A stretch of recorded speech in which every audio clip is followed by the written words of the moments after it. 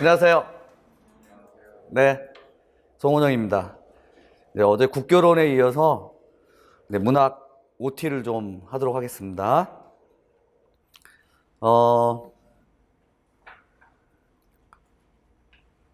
일단 강좌명부터 좀 설명을 드린 다음에 제 문학 교육론 강좌의 성격을 좀 말씀드릴게요. 그러니까 여러분들이 지금 저를 좋아하고 수업을 선택했잖아. 맞죠? 근데 원래 이제 국어교육론 전공자라고 알고 있어서 이제 문학을 얼마나 잘하는지 한번 볼까? 이렇게. 그런 궁금증도 없었어? 근데 전공 문학이 아니에요. 문학 교육론이에요. 그러니까 여러분들의 학과가 국어 국문학과, 물론 국어 국문학과 출신들도 있을 것이에요. 근데 대부분 다 국어 교육학과예요.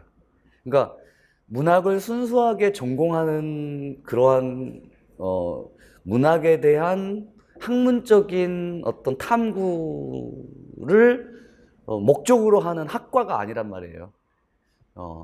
이 말은 무슨 말이냐면 교육에 좀 방점이 찍혀 있어요.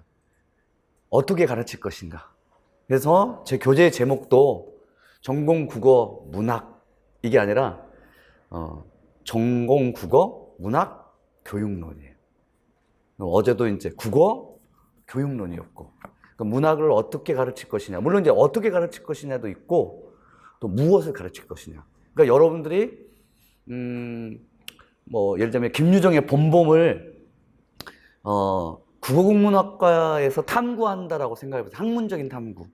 그럼 여러 가지 논문도 이제 섭렵할 것이고, 또 작가의 어떤 전기적인 양력도 섭렵할 것이고, 역사적 배경, 당대의 사회적 상황, 문학사적인 어떤 연속성 내에서 김유정의 본범의 위치 이런 것들을 학문적으로 탐구할 거예요.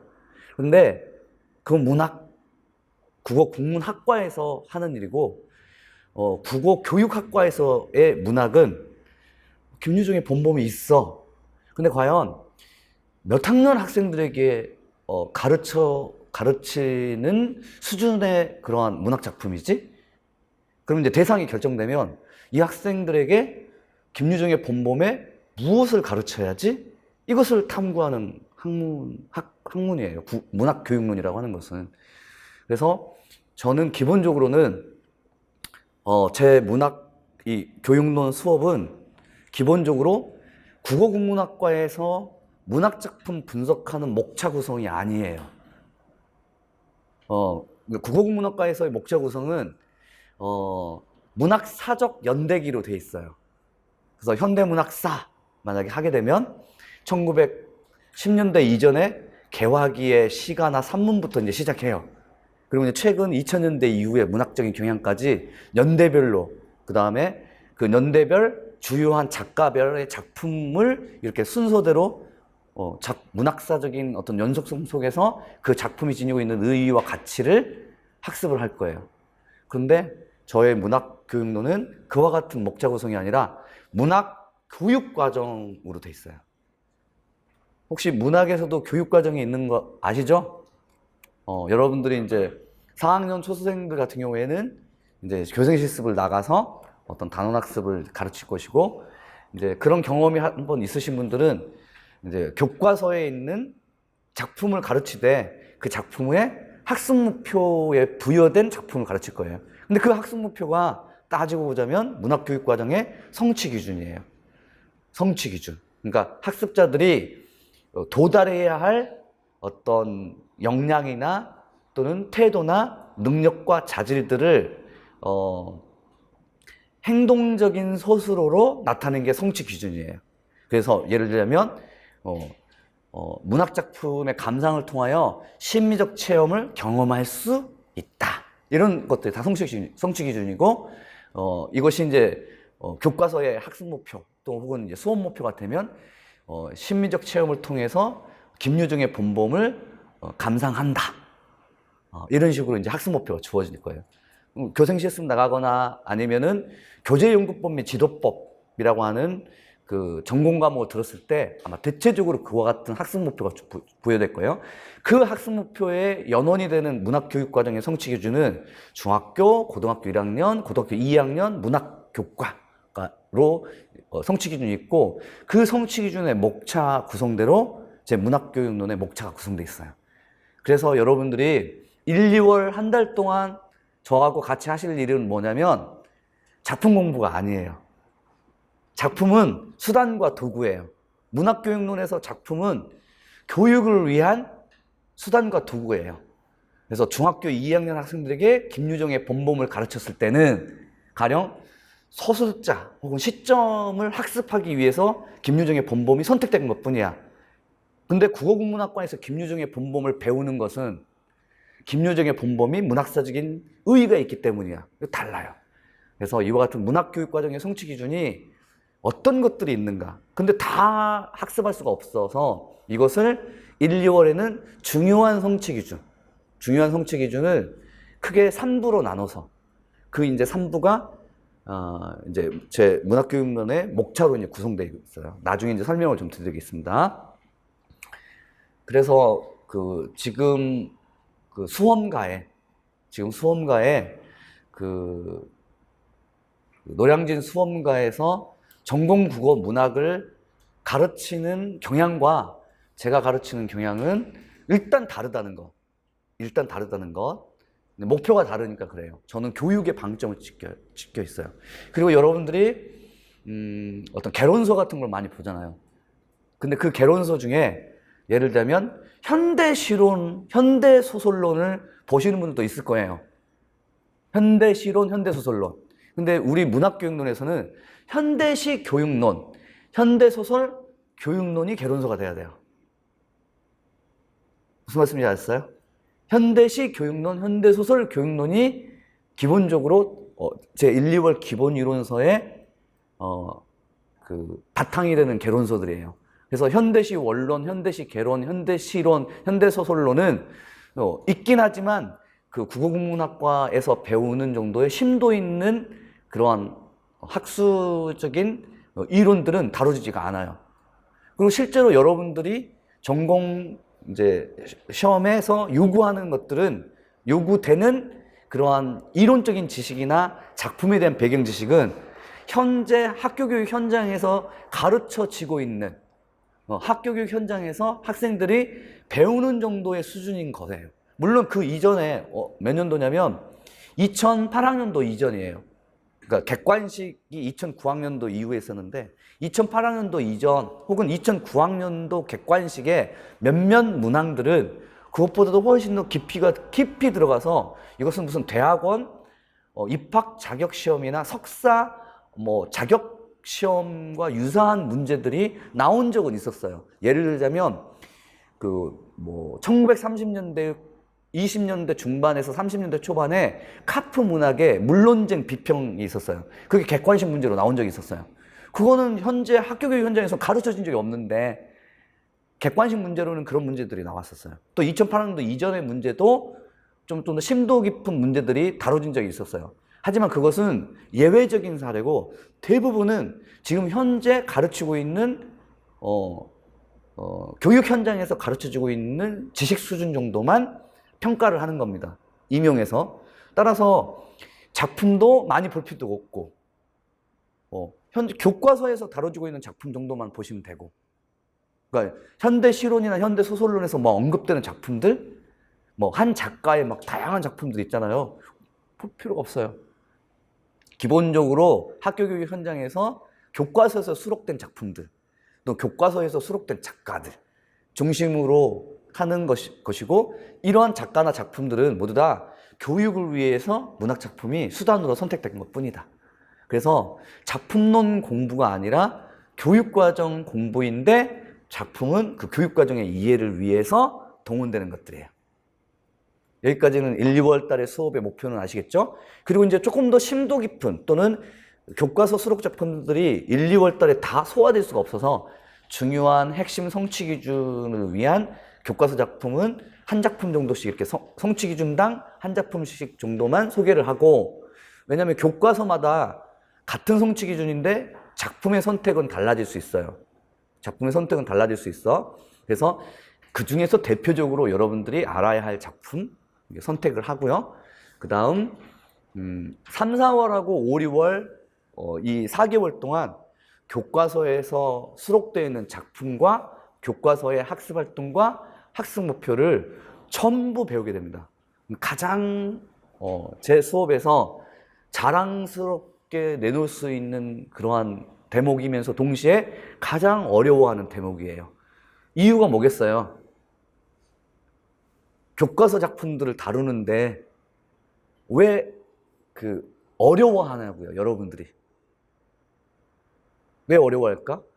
예를 들면 김유정의 동백꽃을 여러분들이 수능 공부할 때 배운 적이 있었고 모르는 바가 없어. 그런데 정작에 3, 4월, 5, 6월 달에 교과서반에서 김유정의 동백꽃을 배우면 어떤 식으로 배우냐면 김유정의 동백꽃이 정재찬 교수님이 집필한 출판사에서의 교과서에서는 성취 기준이 1성취 기준에서 김유정의 동백꽃을 다뤄. 근데 미래인 교과서는 성취 기준 5에서 다뤄. 그러니까 다른 성취 기준으로 같은 작품을 다르게 바라보기 때문에 학습 활동의 도출이나 작품에 접근하는 방법이 달라져. 그런 부분들이 어려워요. 근데 그게 여러분들에게 필요한 이유는 문학사적인 어떤 이론을 통한 접근 방식은 국어국문학과에서 하지만 우리는 어떻게 가르칠 것이냐, 그리고 이 작품에 무엇을 가르칠 것이냐를 대상으로 하는 그런 수업이기 때문에 상당히 어려워요. 그리고 그런 식의 수업을 여러분들이 해본 적이 없었고, 그리고 여러분들이 임용시험 공부를 할 때 수능 문제집 많이 풀잖아요. 수능 문제집은 성취 기준이나 학습 목표가 없어. 작품 분석만 나와. 왜 그러냐면 그 작품 분석을 하더라도 어느 정도 학습 목표를 염두에 두고서 분석을 요구해요. 가령 예를 들자면 이 하나의 시작품을 주고 1번 선다형, 오지 선다형 선택지가 나오면 1번은 화자와 관련됐고 2번은 비유와 관련됐고 3번은 시상전개와 관련됐어. 선택지가. 근데 그러한 내용들은 모두 다 중학교에서 배웠던 개념들이 활용되는 거예요. 그러니까 실론에서 나오는 게 아니라 시교육론에서 나오는 것들이야. 그리고 교육과정의 성취 기준에서 도출되는 것들이고, 그래서 사실 학습 목표나 성취 기준이 수능에서는 없지만 선택지들이 다 모두 다 학습 목표와 연관되어 있다는 것을 이제 알게 돼요. 나중에 이제 이렇게 다 배우게 되면. 그래서 교과서 수록 작품들을 중심으로 해서 작품론 공부는 3, 4월, 5, 6월 달에 이제 3, 4월 달은 작품론 공부고 5, 6월 달은 이제 고전 문학을 중심으로 한 문학사 공부나 현대 문학사를 배우게 돼요. 성취 기준으로 문학사가 있어요. 성취 기준으로. 특히 이제 고등학교 1학년하고 고2는 성취 기준으로 문학사가 있고 조금 더 중요하게 다뤄져요. 그래서 중학교 수준에서는 어느 정도냐면 문학 감상을 위한 갈래라고 있잖아요. 서점 갈래의 요소 학습이나 서사 갈래의 요소 학습을 하고 고1이나 고2에 들어가게 되면은 문학과 태도라고 해서 자성찰, 공동체, 또 문학과 기능 이런 것들에 대해서 좀 더 심화 학습을 하고 대부분 다 문학사 학습을 해요.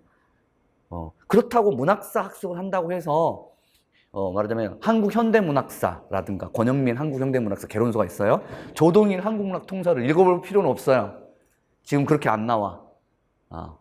그래서 여러분들이 제 수업의 어떤 방향을 또 성격을 이렇게 좀 장황하지만 설명을 일단 드렸고, 그 다음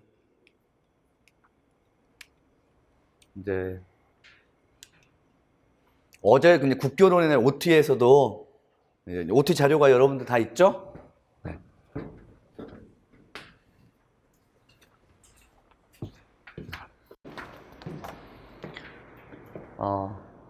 최근 7개년 국어 합격컷 변화라고 하는 것을 보여드렸는데 뭐 이제는 볼 필요가 없겠죠? 점차 하향하고 있다는 것은 확인한 셈이고, 그런데 이번에 그 11월 달에 시험을 보고 난 이후에 학생들에게 제가 물어봤어요. 체감 난이도를 물어봤었는데, 물론 이제 이게 맞아.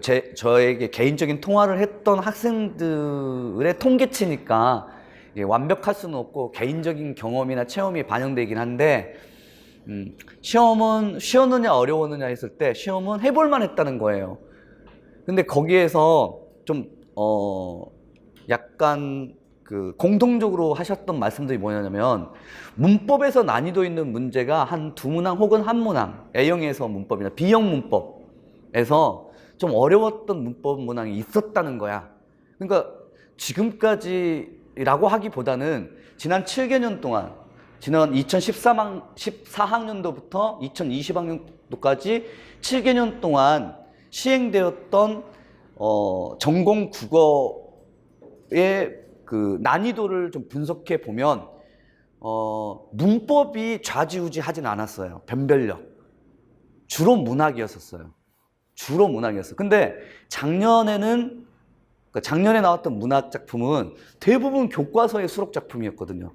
그런데 그 전년도에 2, 3년도, 2015학년도, 16학년도, 17학년도, 18학년도 이렇게 전년도를 거슬러 올라가 보면 낯익은 작품도 있지만 낯선 작품들이 상당히 많이 나왔었어요.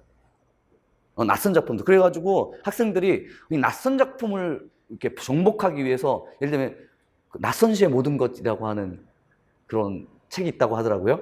뭐 그런 책도 보고 그랬었어요. 왜냐면 낯선 작품이 너무 당황스러우니까. 근데 작년 같은 경우에는 낯선 작품이 하나도 없어. 하나도 없어서 다 교과서에 수록된 작품들이야. 그래서 학생들이 문학은 좀 해볼만 했다는 거야. 문법이 어려웠고. 그러면 문법의 한두 문항 정도니까 그래도 점수는 좀 올라가겠지 하는 기대치가 있었는데, 딱 까놓고 보니까 오히려 작년보다도 더. 왜냐면 재작년보다도 더. 재작년 시험이 그 전년도 시험보다도 더 어려웠었거든요. 그래서 딱 보고 낯선 작품이 많이 나오고 문학도 상당히 보기 조건들이 많이 주어져 있고, 수능식으로 보기 조건만 이해한 채 작품에 적용하면 되고, 쉽다라고 하는 느낌이 있구나. 체감 난이도. 도대체 이게 어떤 일이지? 일단은 이 부분은 두 가지로 저는 해석을 했어요. 이제 첫 번째로는,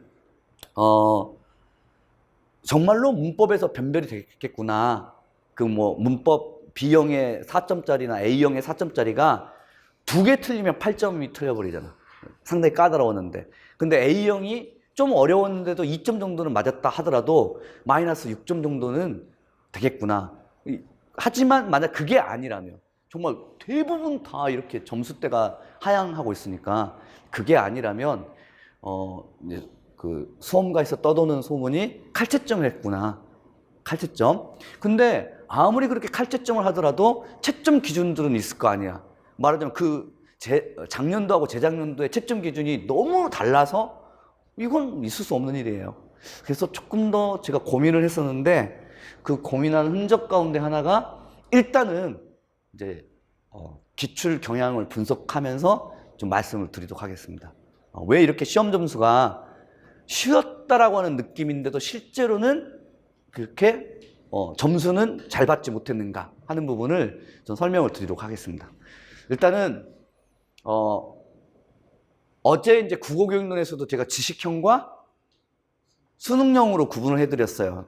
그러니까 문학 유형이 두 가지로 구분된다는 거. 근데 문학에서의 지식형과 수능형은 훨씬 더 이제 여러분들 가깝게 다가와요. 여기는 이제 국어교육론처럼 배경 지식이 없어도 여러분들 얼추 학과 전공 학부에서 4년 동안 배웠던 내용들, 또 수능 공부를 했었던 그러한 과거의 스키마들, 이것들을 동원해 보면 문학은 2015학년도 문제라 할지라도, 처음 본 문제라 할지라도 충분하게 해결할 수 있어요. 시간만 주어지면. 가령 15학년도 OT 자료에도 일적 부분에 밑에 있고, 이제 여기에서 한번 보시죠. 15학년도에 다음 작품들이 있어요. 두 작품. 하나는 현대시, 하나는 현대소설.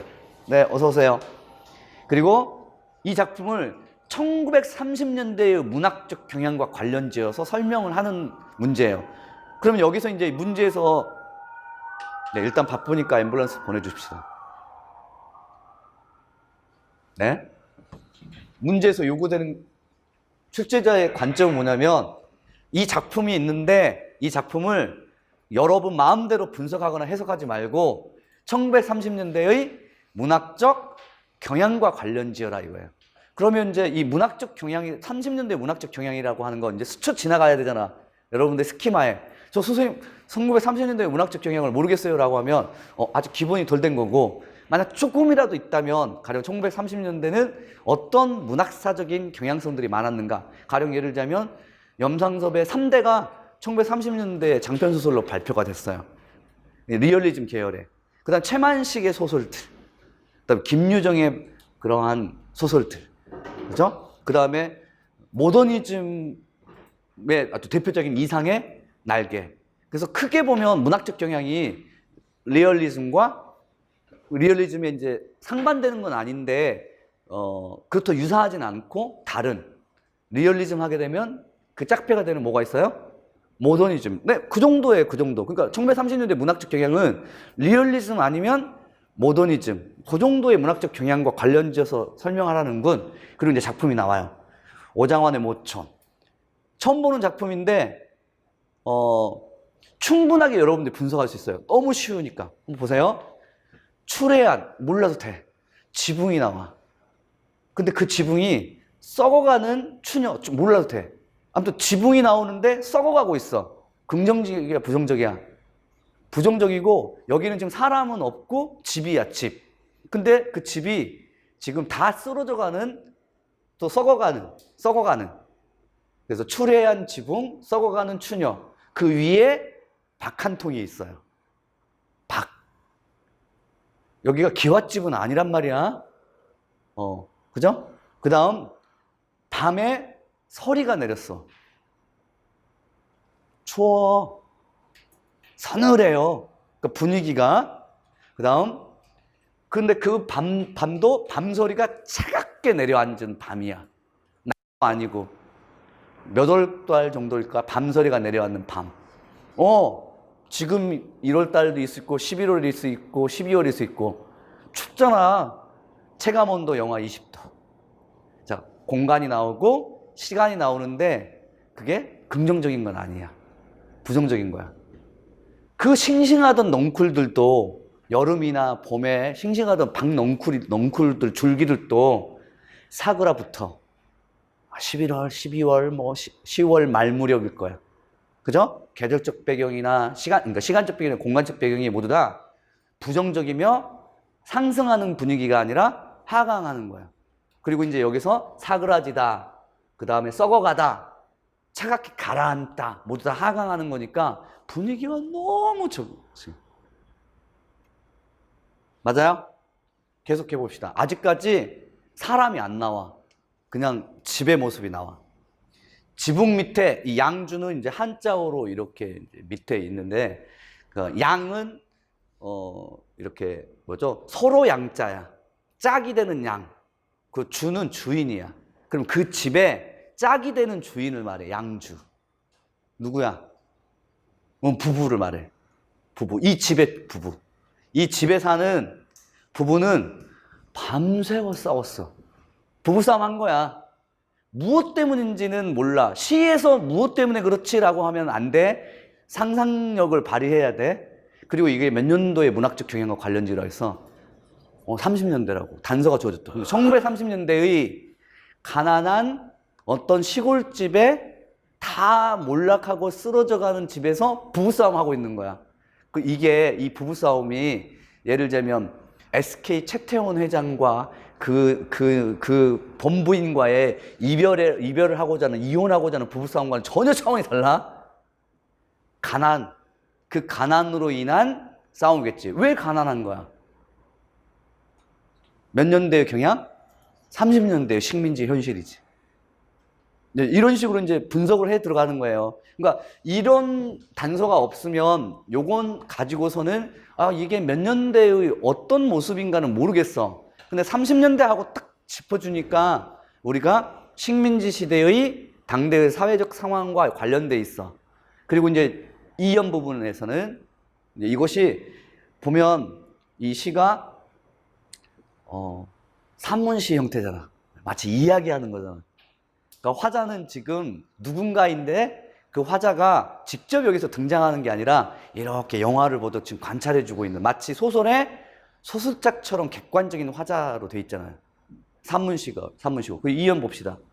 그 박은 단단하게 굳어버렸고 싱싱해야 되는데 앞에서 사그라 붙었으니까. 그 다음 나뭇잎새도 우수수 떨어지던 날. 앞에 나오는 시간적인 배경하고 똑같아. 근데 어느 부분이 다르냐면 어떤 특정한 날이야. 여기는 이제 시간적 배경과 공간적 배경을 나타내는 거고, 그런 특정한 날에 이 부부는 바가지를 끼어들고 그 추레한 지붕, 썩어가는 추녀가 덮인 움막을 작별한 거야. 뭐 한 거야 그럼? 무엇을 하고 있냐고. 지금 이 부부의 행동, 움막을 떠난 거야. 집을 떠난 거야. 이거는 뭐 여행한 거죠? 이별 여행? 이거 아니에요. 30년대 문학적 경향과 관련 지어봐. 어떤 사회적 상황과 관련 지어봐. 뭐죠? 이촌향도 도시로 떠난 거야. 그것은 산업화라고 하는 부분과 연관을 짓긴 해. 그런데 여기는 도시로 떠나도 식민지 당시 시대에서 먹고 살 거 없어. 어디로 갔을까? 예, 만주로 간 거야. 만주로 간 거야. 아무튼 여기는 지금 고향을 떠난 거예요. 그렇게 살고 싶었던 고향을 떠난 거예요. 떠난 거. 이게 왜 고향을 떠났는지는 여기서는 설명되지가 않아. 시는 설명하는 게 아니니까. 하지만 우리가 상상력을 발휘해 보면 식민지 당대의 사회적 상황에 비춰보자면 그 가난, 헐벗음, 배고픔 이런 것들에 견디지 못해. 근데 그런 가난, 헐벗음, 배고픔은 없잖아요. 썩어가고 몰락하는 이러한 분위기가 다 그런 것들을 상징하고 있다고 봐야 돼. 이해했어요? 이거는 이제 제가 분석을 해준 거고, 그 다음에는 이제 나 작품은 소설 작품이어서 이건 쭉 한번 읽어보시면 뭐 대체적으로 어떤 내용들이 나오는지는 여러분들 이제 나중에 보시고, 여기는 이제 기출문제의 작성 방법, 보기 부분, 조건을 한번 보겠습니다. 조건에서 요구하고 있는 바가 뭐였냐면, 일단은 첫 번째는 분석을 요구했어요. 가와 나가 형상화하고 있는, 이때 형상화라고 하는 개념이나 용어도 교과서에 등장하는, 또 성취 기준에, 문학 교육 과정의 성취 기준에 등장하는 용어예요. 혹시 형상이라고 하는 용어를 아세요? 잘 모르겠어요? 형상은 원래 예술에서 조각 부분에서 형상이라는 표현을 써요. 자, 로댕이 있어. 로댕이 가장 유명한 작품이 뭐야? 생각하는 사람. 근데 그 로댕이 자신의 어떤 사고나 생각이나 또는 가치관이나 이념을 모두 다 담아가지고 그 생각하는 사람의 상을 만들었어. 상을 만들었어. 그러면 이제 그 상을 접하는 감상자인 우리들에게 보이는 건 뭐냐면 그냥 동상이야. 보이는 건 동상. 그런데 그 동상만 바라보고서 저 사람 이렇게 하고 있네만 보는 게 아니라, 왜 저와 같은 모습으로 로댕은 만들었을까? 이렇게 생각해야 되잖아. 그 뒤에 있는 배경, 무슨 말이냐면 어떤 생각으로 작가는 작품을 저렇게 만들었을까? 그럼 작가의 생각이나 가치관들, 신념이 있을 거 아니야. 근데 그 작가의 신념이나 생각이나 가치관은 우리 눈에 보여, 안 보여? 안 보여. 그런데 우리 눈에 보이는 것은 뭐가 보여?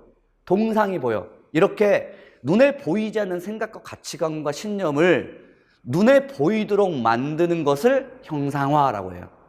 그건 이제 조각에서는 그럼 동상으로, 그 동상이라고 하는 형상으로 눈에 보이지 않는 것을 상상하도록 만드는 거고, 근데 우리 이제 문학이니까 언어를 통해서잖아.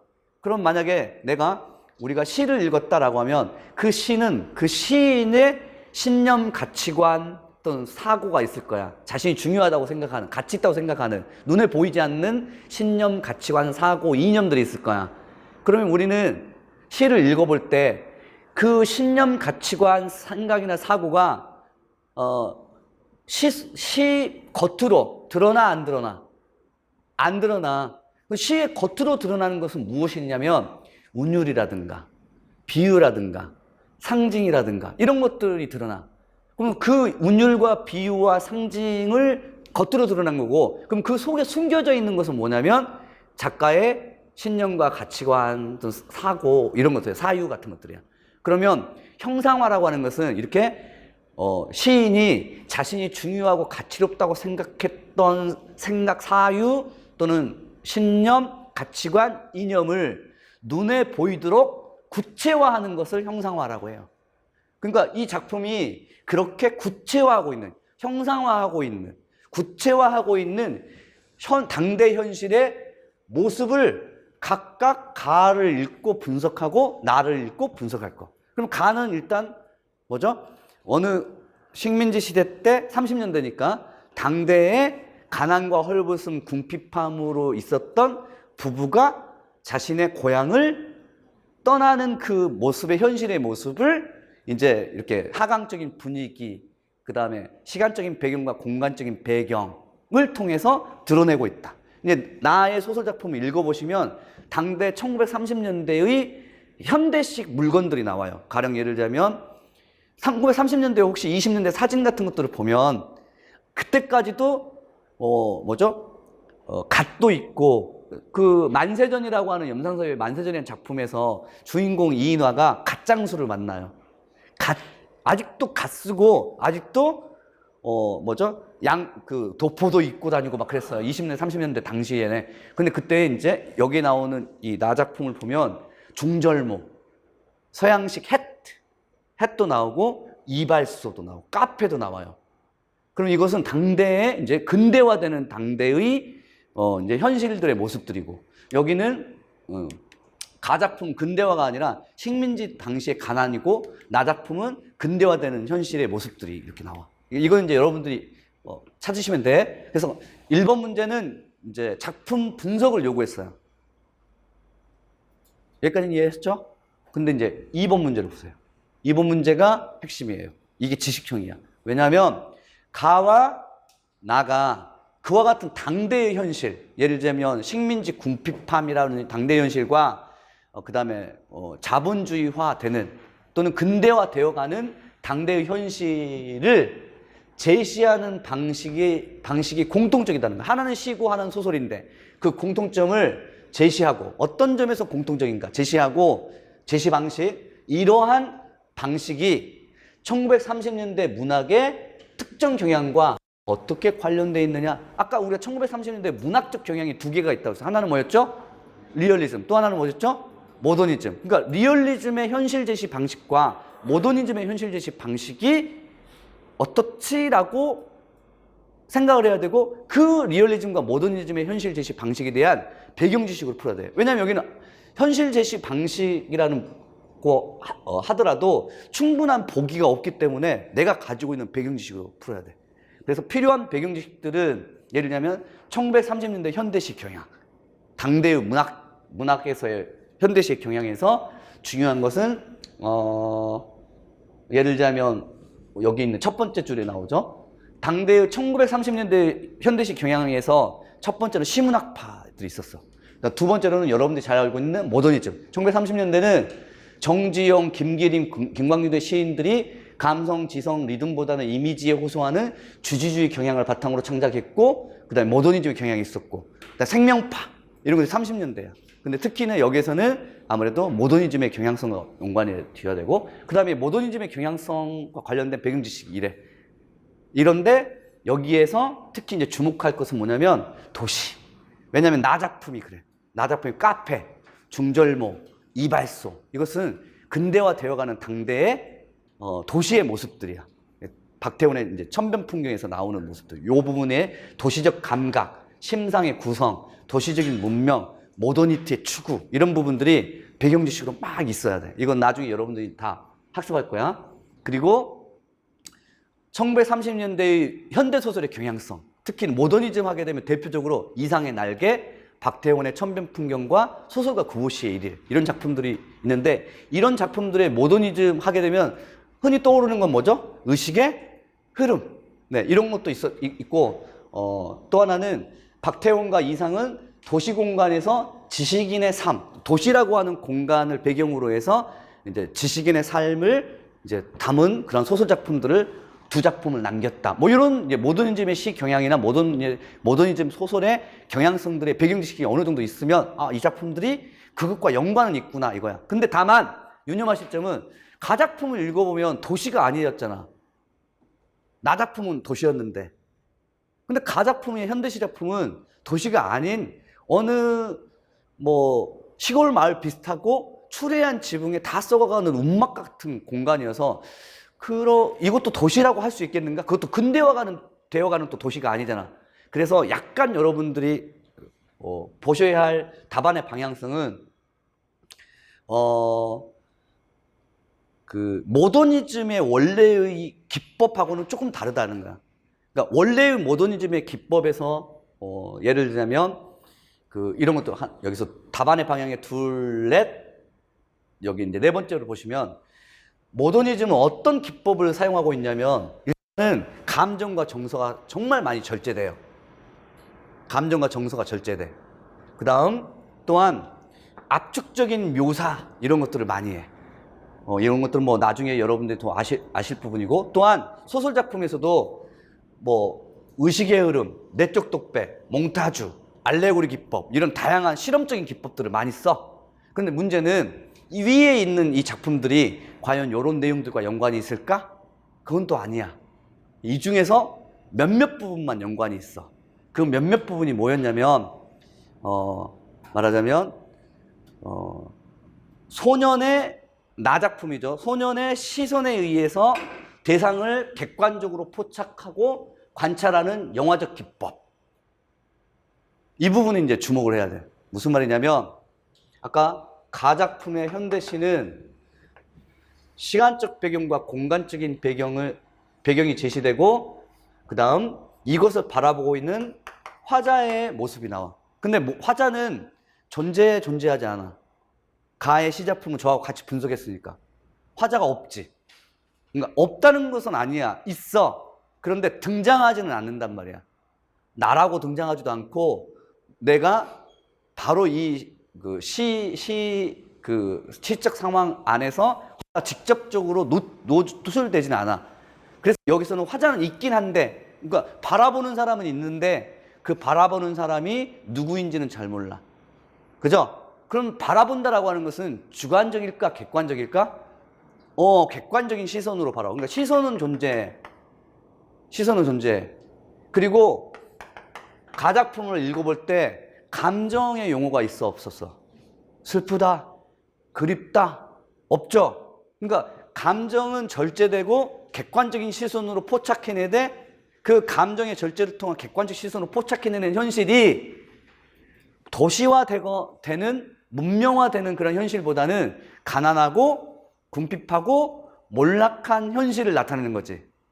아까 공통점을 찾으라고 했죠. 근데 나작품도 마찬가지로 어떤 소년이 있어요. 나작품도 소년이 있는데, 이 나작품은 소년이라고 하는 이 소년은 화자가 아니라 누구냐면 소설자야. 소년이라고 하는 이 소설자가 이렇게 천변의 풍경들을 바라보고 있어. 보니 중절모 쓴 어떤 신사가 이발소에 들어가고 카페 여급이 왔다 갔다 거리고, 이것도 마찬가지로 마치 가 작품의 화자처럼 시선이 있어. 소년의 시선. 그래서 소년의 시선에서 천변의 풍경의 모습들이 이렇게, 예를 들면 천변 풍경에 A라고 하는 모습이 있고 또 여기를 바라보니 만약에 지금 시대로 이렇게 이 소년을 데리고 오면 얘는 조금 경찰서에 일단 신고가 일단 들어가야 돼. 왜냐하면 카메라를 들고서 카페도 한번 보고 이발소도 한번 보고 어떤 사람도 보고 있는 거야. 어떤 의미인지 아시겠어요? 이 기법의 공통점은 있어. 무슨 말이냐? 가의 화자나 나의 소설자는 직접 안에 등장하거나 등장하지는 않지만, 가는 안 등장하고 나는 등장하지만, 그렇다고 이 이야기의 주인공은 아니야. 이것을 지금 객관적인 시선으로만 바라봐. 그래서 아까 묘사, 감정을 절제하고 그 다음에 객관적인 풍경을 묘사해주는 기법, 그 기법의 공통점들은 분명히 존재해. 이해는 했어요? 그리고 또 한번 보시면 이처럼 영화적인 기법, 말하자면 카메라를 들고 풍경을 바라보는 그런 기법을 가에서도 쓰고 있고 나에서도 쓰고 있어. 다만 가는 어떤 몰락해가는 어떤 그런 풍경이고, 나는 이제 근대화, 도시화 되어가는 풍경인 거. 대상만 다를 뿐 카메라로 포착해내는 객관적인 시선이라는 점은 공통점이야. 그래서 앞에서 우리가 그 뭐죠? 현실의 제시 방식의 어떤 점? 무슨 점? 공통점을 제시하라고 했을 때 객관적인 시선에 의해서 대상을 바라보는 공통점은 있고, 이런 식이야. 그 다음에 이것이 1930년대 당대의 문학적 경향과 어떻게 관련되어 있어? 라고 이제 서술을 해보면, 뭐, 리얼리즘이나 이제 모더니즘이 있긴 하지만, 이처럼 우리 1930년대의 모더니즘과 관련되어 있긴 하지만, 그렇다고 해서 위의 가나 작품이 모더니즘의 순수한 기법인 의식의 흐름, 이런 기법들을 활용한 것은 아니고, 모더니즘의 기법을 일부 활용하되 바라보는 현실은 일단 가에서는 일제강점기의 그 수탈의 장면들, 몰락해가는 민중들의 현실들, 그 다음에 나는 이제 근대화나 도시화나 문명화되어가는 그런 현실들을 객관적인 카메라의 시선에 의해서 포착하고 있다. 이게 이제 다발의 논점의 방향이 되는 거예요. 자, 그런데 문제는 이런 배경 지식들이 이건 있어야 돼. 이건 있어야 돼. 맞죠?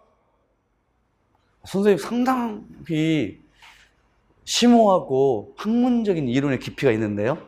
제가 방금 설명드렸던 이 모든 내용은 교과서 현대문학사의 소설 파트나 시 파트에 항상 나오는 내용이에요. 식민지의 궁핍한 현실을 바라보는, 묘사하는, 그다음 감정을 절제하는 뭐 이런 내용들을.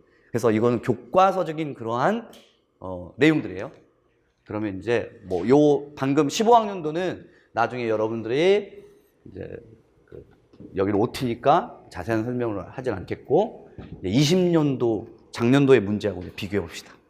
작년도 문제는 이제 프린트물 4쪽에 있어요. 그리고 작년도에 제 수업을 들으셨던 분은 요 나 작품 성의 꽃이라는 작품이 반가울 거예요. 일단 가 작품은 김기림의 바다와 나비예요. 모르는 작품이 아니잖아. 한 번쯤 수능에서도 접해봤고 학부 과정에서도 이 작품이 무엇인가를 알기도 하고, 가와 나를 읽어 일단. 근데 여기는 뭐가 있어? 뭐가 있어? 보기를 참고해. 이게 수능형이야. 보기가 있어 이제. 그리고 작품이 하나는 1930년대 김기림의 바다와 나비라면 모더니즘 작품이죠. 이 나 작품은 80년대의 그런 작품이에요. 자, 아무튼 보기를 참고해서, 이거 첫 번째. 두 번째는 여기서 주어져 있어. 뭐죠? 무엇에 대해 학습해? 그래서 제가 문학교육론이라고 하는 거예요. 심상은 이제 갈래 이론에서 그 성취 기준, 문학교육 과정의 성취 기준에서 이 심상을 학습하게 됐어요. 중학교에서. 근데 중학교에서 학습하지 않아도 여러분들은 심상에 대해서 알아요. 이미지야. 보기가 없어도 이미지 하게 되면 여러분들이 예를 들자면 공감각적 이미지 또는 촉각적 이미지, 시각적 이미지 알아 몰라? 알아요. 그거 상식적으로 그거 바탕으로 해서 시의 심상을 이렇게 기술하면 돼요. 여기도 작성 방법이 있습니다. 자, 두 작품을 읽어요. 여기는 보기가 나오니까 보기를 봅시다. 보기는 너무 많이 주어져 있어. 같이 한번 보겠습니다. 심상이란 언어를 통해서 감각 정보가 마음속에서 그려놓은 형상. 아까 형상이라는 표현을 아시겠죠? 형상이란 우리에게 주어진 것. 왜 우리에게 주어졌냐면 그 눈에 보이지 않는 이것을 제시하기 위해서야. 그 눈에 보이지 않는 게 뭐였죠? 작가의 신념, 작가의 가치관, 작가의 이념, 자기가 중요하고 소중하고 가치 있다고 생각하는 것들. 근데 다만 조각은 상으로 주어졌고, 이거 문학은 언어를 통해서 주어졌어. 이거 만약에 시라면 운율이나 비유나 상징, 감각으로 주어진 것이고, 소설이라면 움직이는 인물들로 주어질 거야. 그 다음 말, 그 다음 행동, 이런 걸로. 그 서사관료 요소, 서정관료 요소가 모두 다 형상화할 때 사용되고 있는 장치들이야. 여기 있는 첫 번째 문장은 심상에 대한 개념이야. 보통 심상은 마음 심자에 형상상자를 써. 그럼 마음에 그려진 무늬야. 원래 사전적 정의는. 근데 마음에 어떤 무늬를 마음속에 그려놓은 무늬냐면 언어를 통해서 감각화되어 있는 거죠. 예를 들자면 가장 감각적 심상과 관련되어 있는 예시 중의 사례가 산수유 붉은 아라리를 하얀 눈밭을 헤치며 따온 아버지. 그리고 그 산수유를 먹고 나는 열감기가 나았어. 그럴 때 하얀 눈과 산수유 붉은 아라리 했을 때 여러분들이 마음속에 맺힌 영상은 어떤 영상이 떠올라? 붉은 산수유. 그죠? 하얀 눈. 근데 이거는 지금 이 시를 읽어보면 읽을 때 우리에게 떠오르는 감각적 영상이지 직접적으로 산수유 열매가 있는 건 아니야. 언어를 통해서 마음속에 새겨져 있는 감각, 시각적인 감각이야. 아마 그런 심상에 대한 개념이 설명되어 있고요. 그 다음에 시의 심상은 어휘 하나에도 있지만 시행과 시 전체의 효과로 만들어진다. 이것은 이제 심상의 형성 과정. 설명이 지금 그렇게 되어 있어요. 보기를 좀 읽고 있는 거야. 그 다음 심상은 시, 청, 촉, 후, 미와 같은 오감각의 지각작용을 통해서 형성되는데 또한 시적 표현을 통해서 하고 이제 기억에 밑줄이 그어져 있어요. 이 밑줄 그어져 있는 게 뭐냐면 하나의 감각이 다른 감각으로 전이 이건 뭐라고 해요? 공감각적 심상이에요. 그래서 기억에 밑줄 친 부분의 작성 방법에서 보기에 기억의 예를 공감각적 심상의 예를 가해서 찾아 제시해봐. 얼마나 쉬워. 이거는 교사 시험이 아니야. 중학교 중간고사야. 중학교. 오케이? 중학교 중간고사야. 그리고 그 심상이 가시화.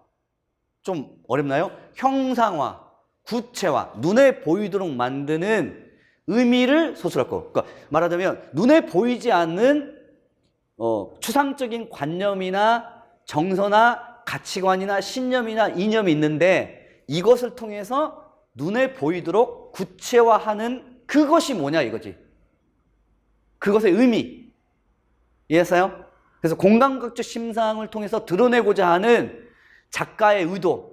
어떤 신념을 드러내느냐, 어떤 가치관을 드러내고자 하느냐, 어떤 정서를 드러내고자 하느냐, 어떤 이념을 드러내고자 하느냐. 이거 잘 해석해야 돼요. 심상이 가시화하고 있는 의미란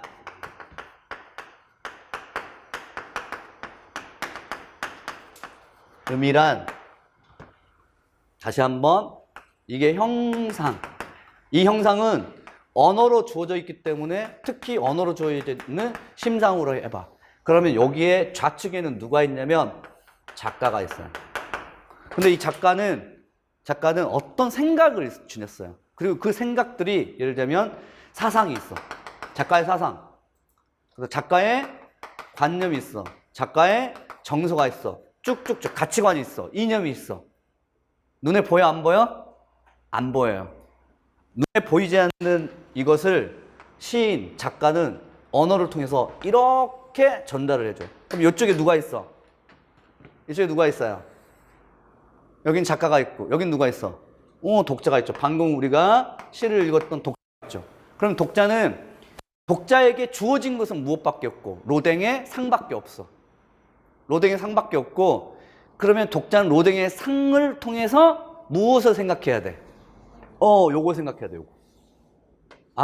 이것을 통해서 드러내고자 하는 것은 이런 사상, 이런 관념, 이런 정서군. 그러니까 여기서 가시화하고 있는 의미라고 하는 이 부분의 의미란, 가시화하고 있는 의미란 결국 요것을 드러내라고 하는 거예요. 그러니까 여기서 가에서 공감각적 심상은 무엇이다? 알겠어요? 김기림의 바다와 나비에서는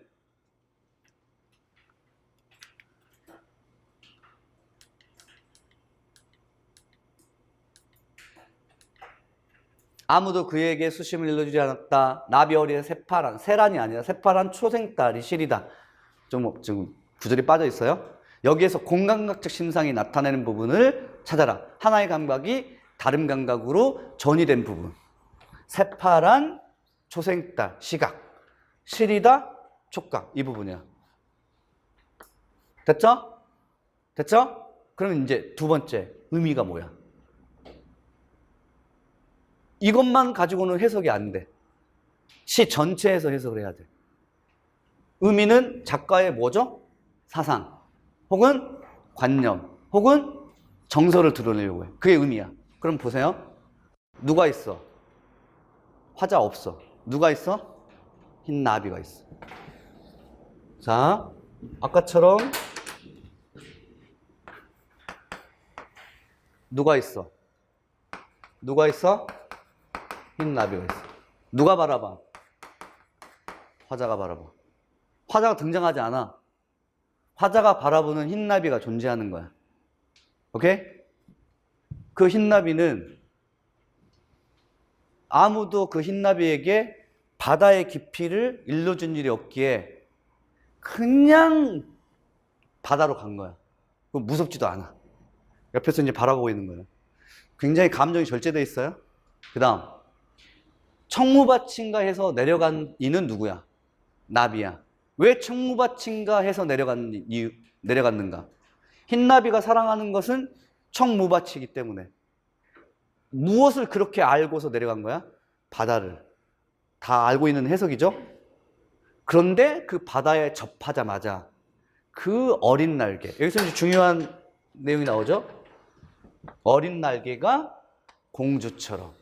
그러니까 흰나비, 어린 날개, 공주. 이것들이 가지고 있는 이미지가 강하고 우뚝 서고 의지적이고 이런 게 아니라 너무 여려. 그 다음에 흰색이 가지고 있는 것은 뭐야? 이 흰색의 색깔이 가지고 있는 상징하는 바가 뭐예요? 예, 순수함, 순결함. 그러니까 요 애는, 요 흰나비는 화자가 보기에 너 진짜 10대의 청소년이구나. 아니 그 수심도 몰라? 몰랐어. 그래서 그 바다를 청무밭으로 착각하고 그 다음에 가서는 이런 걸 당한 거야. 이 연약함이야. 그 다음에 순진함이야. 순수함, 연약함.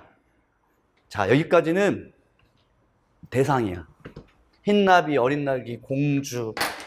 화자가 보기에 이 흰나비의 그 행동이나 행위는 뭐다? 순진하고 그 다음 바다에 접해가지고 물에 쩔어서 공주처럼 연약한 어떤 연약함을 지니고 있어. 순진하고 연약함이야. 화자가 보기에 그 다음 또 봅시다.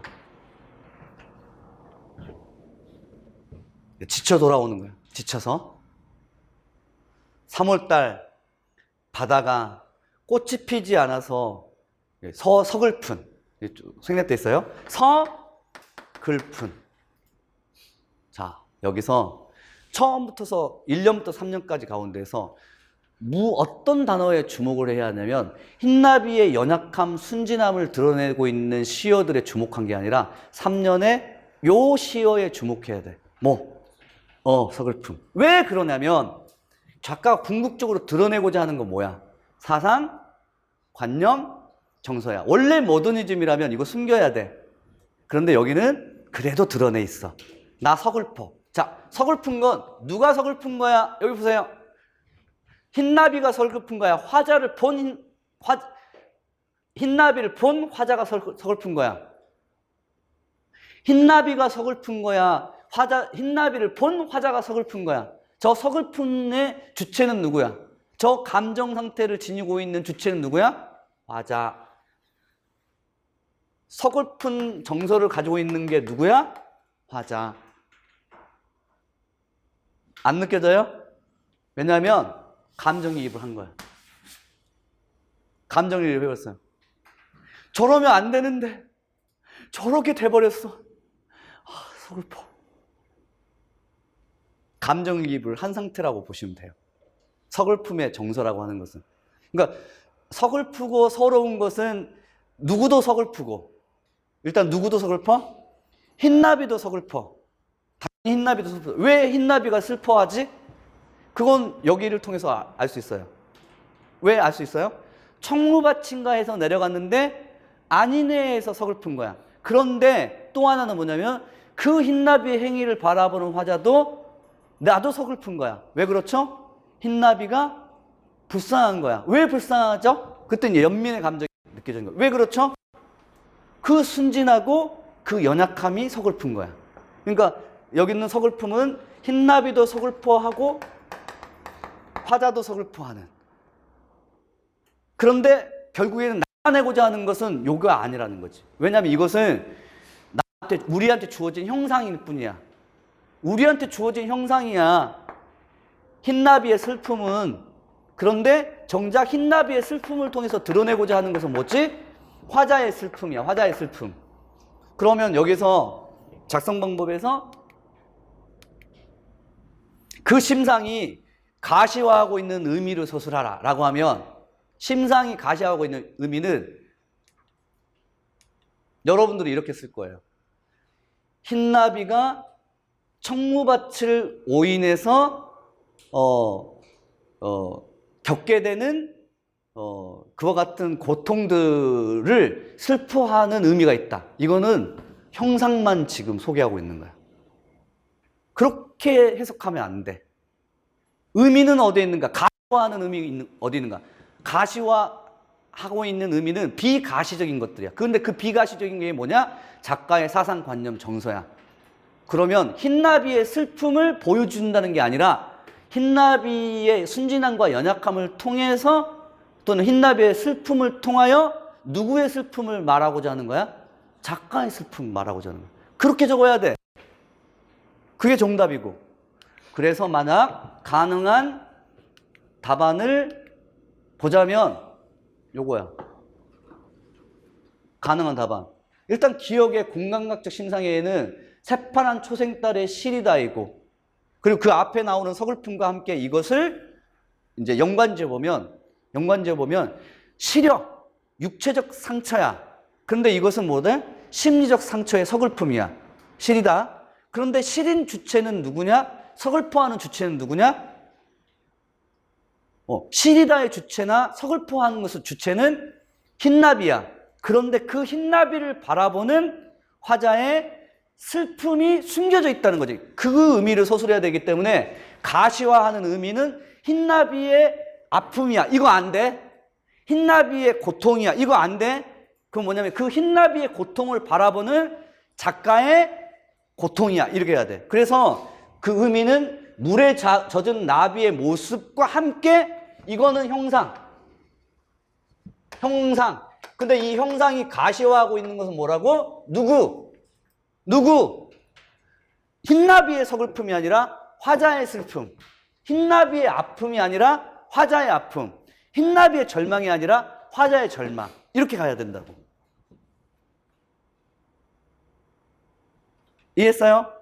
그런데 대부분 학생들이 제가 7개의 답안을 복기했다고 했잖아. 어떤 것으로 해석하냐면 나비만. 나비에게만. 왜 그런지 아시겠죠? 형상이란 가시화하는 것인데, 여기 작성방법에서 요구했던 건 뭐냐면 이 언어적으로 형상화해 있는 나비를 서술하라는 게 아니라 이걸 통해서 드러내고자 하는 의미를 서술하라고 했기 때문에, 작가는 궁극적으로 어떤 사상과 관념과 정서를 드러내고자 하는 것인가. 그러면 요쪽으로 서술해야 돼? 이쪽으로 서술해야 돼? 요쪽. 서글픔, 누가 가지고 있는 정서야? 화자가 가지고 있는 정서. 서글픔, 흰나비의 연약함이나 흰나비가 당하는 고통을 연민의 정서로 바라보는 나의 슬픔. 그런 의미가 있다. 이렇게 이제. 약간 차이가 있나요? 여러분들이 파악하고 있네? 아무튼 여기는 그렇다 치고. 그럼 여기는 문학사적 지식 필요해? 필요치 않아? 필요치 않아요. 분석 능력을 요구하는 거야. 분석 능력을. 다만 약간의 개념, 형상화 뭐 이런 개념들을 좀 요구하고 있죠. 그 다음에는 좀 더 쉬워요. 이제 두 번째 해당되는 보기는 좀 더 쉬워서 이건 빨리 좀 제가 말씀드리겠습니다. 시적 심상은 비가시적인 것. 이 비가시적인 게 뭐라고 했죠? 비가시적인 것. 이 비가시적인 게 뭐라고 했죠? 작가의 요거 방금 지웠던 거. 작가의 사상, 작가의 관념, 작가의 정서, 작가의 가치관, 작가의 이념, 눈에 보이지 않는 작가의 머릿속에 존재하고 있는 그 비가시적인 것을 무엇하는 기능? 가시화하는, 구체화하는. 이 가시화하는 것을 형상화라고 하는 거예요. 그 기능을 가진다 하면서 이제 언어가 재현하는 대상에 대한 심상은 뭐뭇이다라고 하면서 이제 나 작품에 대한 해석을 해요. 그래서 나 작품에 창에 어리는 친구의 얼굴은 단순한 얼굴 상태가 아니라 어제 버스에 탔던 사람들과 함께 만들어낸 흔적으로 할 때 니은과 디귿에 들어가는 식구절은 무엇인가? 여기는 이제 여러분들이 이제 이 시를 읽어보면 충분하게 니은 디귿은 파악할 수 있어요. 그리고 이들의 무엇을 가시화하냐면 삶을 가시화한다. 여기 이제 이 성의 꽃이라고 하는 작품은 여기도 이야기 형태로 좀 돼 있어요. 자, 한번 봅시다. 새벽 시내버스. 화자가 누구야? 아직 몰라. 새벽 시내버스는 차창에 찬란한 치장을 하고 달려간다. 그럼 지금 화자는 적어도 어디에 있어야 돼? 버스 안에. 그러니까 새벽 시내버스에 탑승한 화자 버스 안에 탔어. 버스 밖에서 타면 그냥 뿌옇기만 하지. 근데 이제 탔어. 근데 그것이 엉덩이인 혹한일수록 선연이 피는 게 있어. 차창에 찬란한 치장을 하는 게 곧 뭐야? 성애야. 근데 여기는 좀 독특해. 그냥 성애가 아니라 무엇이라고 했죠? 그건 꽃이야. 성애가 아니라 꽃과 같대. 찬란한 거래. 약간 찬란한 거하고 비슷한 게 뭐냐면 아름다운 거야. 여기는 아름다움이 나와.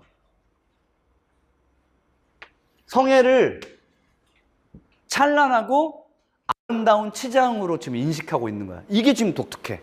자, 여기도 마찬가지로 그림을 그려보면 이렇게 있어. 여기가 뭐냐면 새벽 시내버스 안. 자, 새벽 시내버스 안, 죄송합니다. 이거 동그라미 좀 크게 그려야 될 것 같아.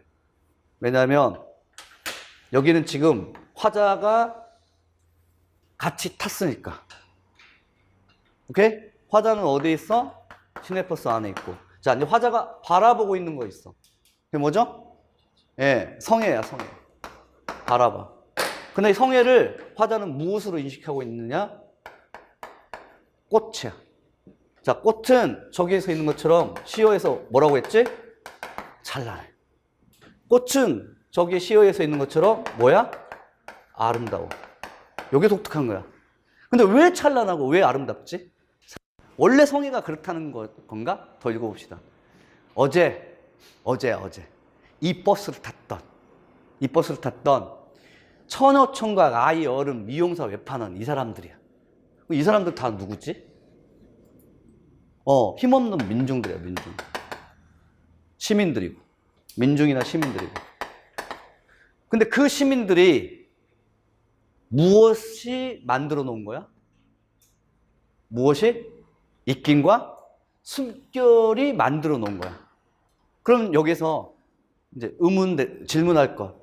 화자는 성애를 찬란하고 아름답다라고 했었는데 이렇게 찬란하고 아름답다라고 했던 이유가 뭐였다 이거야. 이유. 왜 찬란하고 아름다웠지? 바로 저기 나오는 시민들의 입김과 숨결 때문이야. 그럼 그 민중들이나 시민들의 입김과 숨결은 무엇을 의미하는가? 그들의 삶. 그래서 그러니까 민중이나 시민들의 삶 그 자체, 그것이 만들어 놓은 것이 성애고 그것을 아름답다고 한 거야. 자, 그러면 화자는 우리에게 주어진 가시화하고 있는 것은 뭐지? 성애꽃. 근데 그 숨겨진 화자의 정서, 작가의 사상, 관념, 정서는 뭐지? 민중들의 삶이 뭐하다고? 아름답다. 민중들의 삶이 찬란하다. 요걸 지금 드러내고자 하는 거예요. 어떻게 시를 해석하는지 아시겠어요? 그리고 쭉 읽어보면 이제 비로소 이제 화자가 나오죠. 그리고 화자 횡의가 나와요. 바라보다가 어떤 횡의가 나오냐면 마치 전람회에 온 듯 어떤 행위가 나와? 자리를 옮겨 다니는 행위. 그 다음에 가장 극명한 행위가 나와. 어떤 행위가 나오냐면 어느 막막한 한숨, 한숨이라고 하는 것도 나오죠. 아까 입김, 숨결, 한숨. 이것들은 다 무엇을 나타내는 거야? 입김, 숨결, 한숨은 다 무엇을 드러낸다고? 민중들의 삶. 근데 그와 같은 이제 한숨 혹은 또 뭐죠? 정렬. 정렬의 이제 숨결이겠죠. 한숨, 정렬의 숨결은 다 민중들의 삶인데 여기서 그 행위, 일 없이 정성스레 입김으로 손가락으로 성의꽃들 한 입 지우고 이마를 대고 보는 요 행위를 하는 사람이 누구야? 누구야? 화자야. 이마를 대. 성의꽃을 이렇게 지우고 하기도 해. 그러면 여기는 이 화자의 행위는 우리에게 지금 가시화되고 있는 거야. 행위가, 화자의 행위가 지금 화자의 행위가 가시화되어 있는데 이 가시 행위를 통해서 드러내고자 하는 바는 뭐야? 숨겨져 있는 거. 대보고, 이마를 대보고, 뭔가 손으로 막 만져보고. 그럼 이 행위의 의미가 뭐야? 화자가 이러한 행위를 한 의미. 그들에 대한 무엇? 사랑. 사랑한다는, 또는 그들에 대한 무엇? 연민. 그들의 무엇을 사랑하고 그들의 무엇을 연민하는 거지? 민중들의 삶을 사랑하고 민중들의 삶을 연민하는 그런 행위로 나와요. 이해했어요? 이해했어요? 오케이. 그래서 여기 니은과 디귿에 들어가야 할 단어.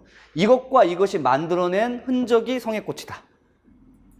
니은과 디귿에 들어가야 이제 시어들을 적으면 되고, 두 번째 작성 방법에서 니은과 디귿에 들어갈 말을 나에서 찾아 쓰고 이를 활용하여 성의꽃의 의미를 서술할 거. 그럼 우리에게 가시화되고 있는 것은 성의꽃인데, 그럼 성의꽃은 무엇을 의미하는가? 작가의 사상, 작가의 관념, 작가의 정서. 뭐죠? 뭐죠?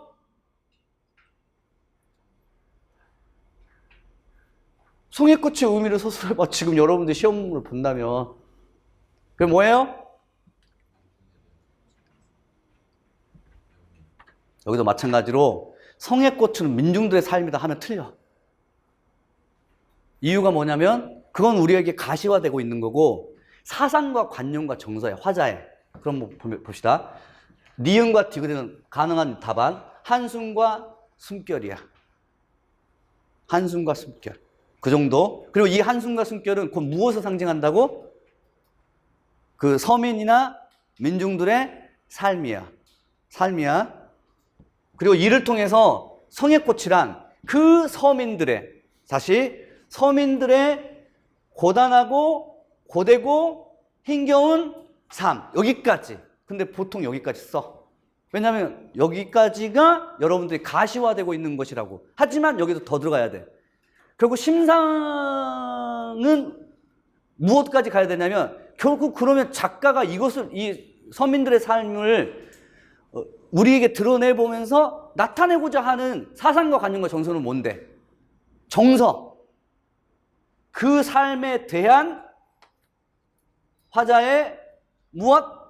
아름답다라고 하는 그 인식. 이제 이 아름답다라고 하는 것은 사랑도 있을 수 있고 연민도 있을 수 있고 또 뭐죠?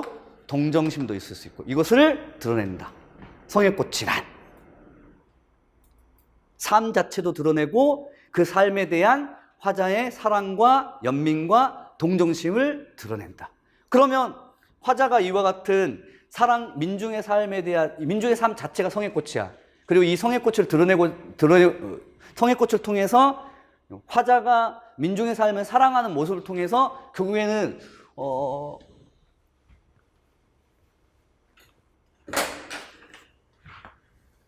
이와 같은 화자의 모습을 누구에게 전달하고자 해? 작가, 독자에게. 그럼 독자도 화자처럼 이 민중들의 삶을 무엇하라? 사랑했으면 좋겠다. 연민했으면 좋겠다. 동정했으면 좋겠다. 공감했으면 좋겠다. 이거 전달하려고 하는 거야. 이게 의도. 따라서 여기 그 의미란 서민들의 고단한 삶도 있어. 플러스 그 삶에 대한 화자의 아름답다고 생각하는 인식, 그 삶을 사랑하는 마음가짐, 그 삶에 대한 연민, 그 삶에 대한 동정, 이걸 통해서 드러내고자 하는 것을 독자인 여러분들도 민중들의 삶의 애환과 고통을 알고 그것을 사랑하고 연민하고 동정했으면 좋겠다. 의도. 이해했습니까? 그 정도가 아마도 그 논점이 될 것 같아요. 자, 그렇다면 이제 이와 같은 논점을 통해서 여러분들이 다시 한번 지식형과 수능형에 대한 기본적인 것들을 좀 파악했을까요? 파악했을까? 파악했어.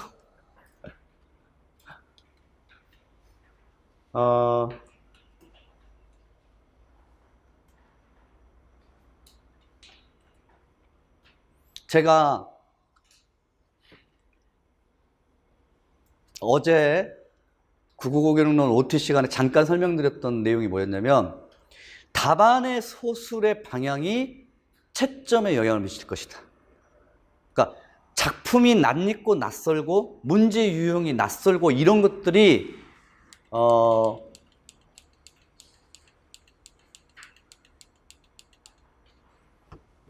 이 점수 차이를 낸 건 아니다. 작품이 낯설어서 문제 스타일이 낯설어서 그래서 어려워서 이 점수대를 가지고 온 게 아니라 답안을 칼채점에서 이 점수대를 얻은 게 아니라 답안의 소술이 출제자의 의도에 맞게 소술되지 않아서 감점당했을 것이다. 왜냐하면 충분하게 지금 보시면 작년도 문제는 심상이라고 하는 보기가 주어져 있어요. 심상의 보기가. 그리고 작성 방법에서 찾아 쓰라고 요구하고 있어요. 둘 다. 그 다음에 의미를 소술하라고 하고 있어요. 너무 쉬워. 근데 문제는 찾아 쓰는 것은 맞았지만 의미를 소술할 때 답안 소술의 방향이 겉으로 보이는 의미만 해석하는 경우, 그 답안과 작가의 사상과 관념과 정서, 화자의 정서를 답안 안에 서술해 놓은 것. 예를 들자면 첫 번째 작성 방법에서는 심상이 가시화하는 의미를 화자의 서글픔 이런 식으로 답안을 서술하거나 성의꽃의 의미를 화자의 민중의 삶에 대한 동정과 연민과 사랑과 아름다움으로 보는 마음 이렇게 서술하는 답안들은 고득점했을 것이고 단순하게 그냥 시의 겉으로 드러난 해석을 하셨던 분 그냥 성의꽃은 서민들의 삶이다 라든가 아니면 여기 나오는 심상이 가시화하고는 삶의 의미를 그 흰나비의 서글픔이다 이런 고통이다 상처다 정도로만 소술한 것과는 차이가 있을 거예요. 이런 점에서 채점이 됐었을 거고 이런 점이 아마도 칼채점의 요소가 이지 않았나? 따라서 이제 여러분들이 조금 연습을 더 하실 부분들은 뭐냐면 이 이론들은 다 주어졌을 거예요. 이제 내년에도 이렇게 나올 거예요. 내년에도 이론들은 다 주어졌으니 이 이론들을 뭐 예를 들어 문학사적인 지식으로 외울 필요는 없어. 그럼 외울 필요는 없다면 어떻게 해야 돼? 이론들을 알고 있는 상태에서 그 이론적인 개념들을 무엇해야 돼? 작품에 계속 적용하는 연습이 필요해. 근데 그동안 그렇게 했느냐? 하지 않았어. 이유가 뭐냐면 방금 요 김기림의 바다와 나비나 성의꽃을 해석할 때 다 수능 자습서에 있는 걸 가지고서 여러분들은 아마 분석했을 거야. 자습서에 나와 있는 분석 방법으로 그냥 이거 그래, 이거 그래, 이거 그래 이렇게 하지 말라고. 그러면 분석 능력을 틔우지 못해. 그럼 어떻게 해야 돼? 수능 자습서 안 보고 분석할 수 있는 방법은 뭐야? 제 설명 안 듣고도 스스로 분석할 수 있는 방법이 뭐냐고. 스스로 여러분들이 해야 돼. 스스로 여러분들이. 한번 해봐. 어떻게 해보냐면 처음에는 화자는 누구일까? 그죠? 그 다음 이 화자는 어떤 시적 상황에 처해 있는가? 시적 상황은 시간적인 배경일 수도 있고 공간적인 배경일 수도 있고 사회적, 역사적 상황일 수도 있고 그 다음 개인적 상황일 수도 있어요. 예를 들자면 제망매가 아니면 황동규의 즐거운 편지. 상황이 어떤 상황이에요? 제망매가의 시적 상황. 향가 제망매가의 시적 상황. 누이의 죽음. 개인적인 거야. 즐거운 편지의 시적 상황. 이별의 편지를, 이별을 한 상황. 이별을 한 상황이야. 이별을 하는 상황이 아니야. 이별을 한 상황. 김소월의 진달래꽃의 상황.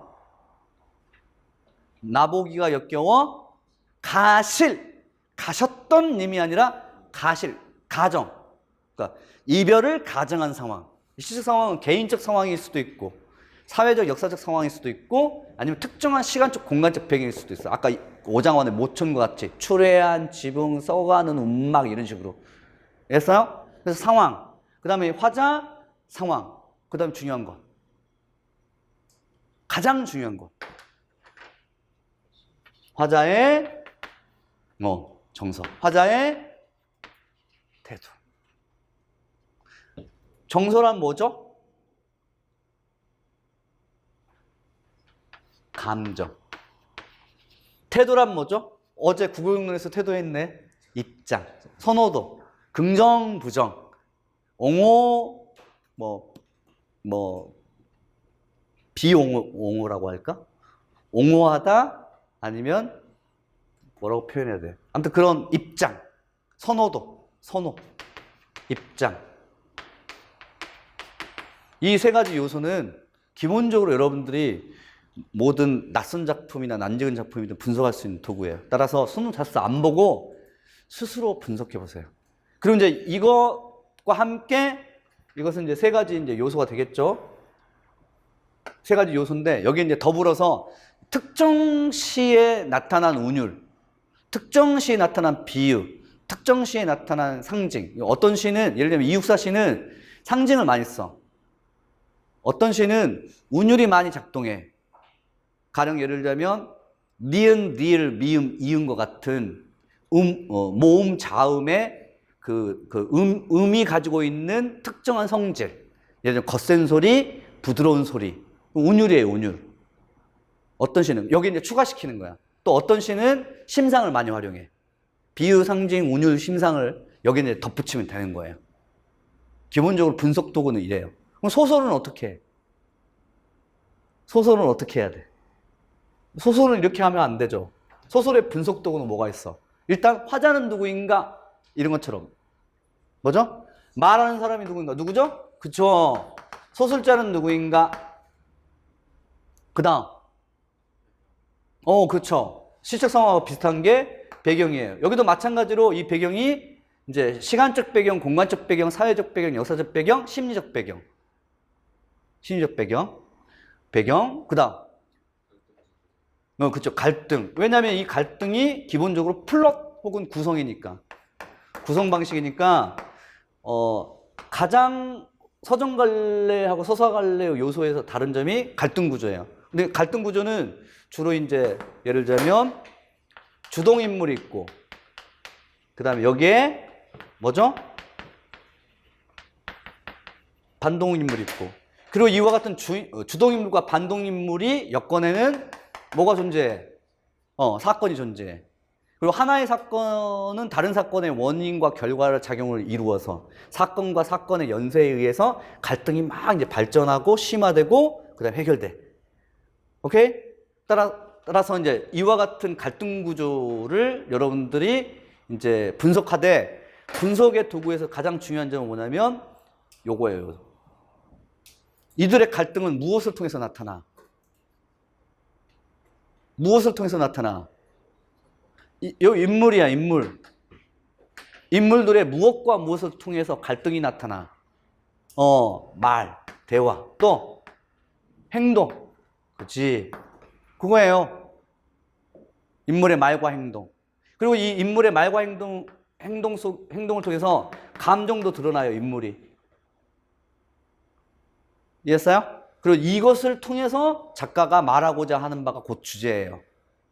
자, 시에서의 주제는 뭐야? 시에서의 주제는 뭐야? 화자의 정서와 태도가 주제예요. 소설에서의 주제는 뭐야? 인물의 말과 행동을 통해서 드러내고자 하는 바예요.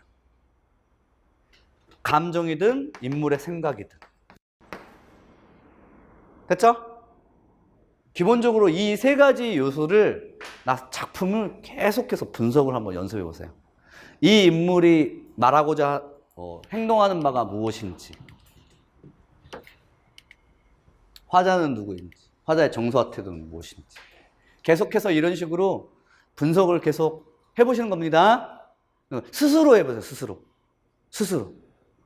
그리고 그것이 맞았는지 틀린지를 확인하는 것은 자습서를 확인해 주시면 돼. 나의 해석이 맞았다. 그리고 내가 놓친 부분은 이거다. 그리고 나서 시어야 함축적 의미나 소설 속에서 그 인물의 행위의 의미가 그 다음에 드러나는 거예요. 이것들을 다 분석한 다음에 이제 드러나는 겁니다. 2020학년도 A형 소설용 문제 소설이니까 정말로 이제 요 소설에 요걸 이제 적용해가지고 한번 풀어보는 연습을 해볼까요? 시간 없으면 안 해도 되고. 같이 해볼까? 아니면 안 할까? 말씀만 하면 OT를 좀 길게 가져가서라도 한번 해보고. 아니면은 여기서 이제 제 연간 강의 소개하고 광고. 그냥 끝마치고. 해볼까요? 말까요? 한번 해보죠, 그러면. 좀 쉬었다 갑시다. 그럼.